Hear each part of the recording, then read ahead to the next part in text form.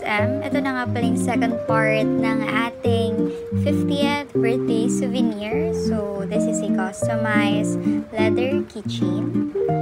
And, ayan, tinatry ko muna siya syempre. And of course, dinikit ko na nga pala dito sa ating mga leather, yung vinyl names na in-order natin. And, this is my first time using this mini heat press. And, may kalokohan akong ginawa dahil naiwan ko yung ano ba tawag doon?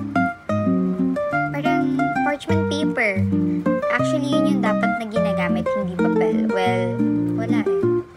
Hindi ko na nadala, pero kailangan na namin gawin. So, sorry sa mga nakakita nito dahil hindi talaga yun yung ginagamit. So, anyway, 40 pieces nga paling ginagawa natin ngayon.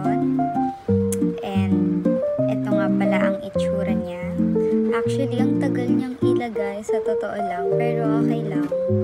And sinabi ko nga sa first part ng video natin, si tita yung nag-cut ng mga papers and siya na rin ang naglagay sa mga plastic para mabilis. Ayan yung tricks niya, diba?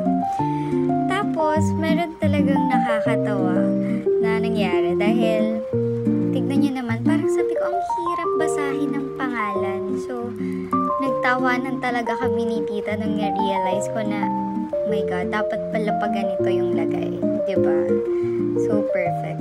So, anyway, ito na nga pala ang final look. Ayan, napakaganda niya, guys.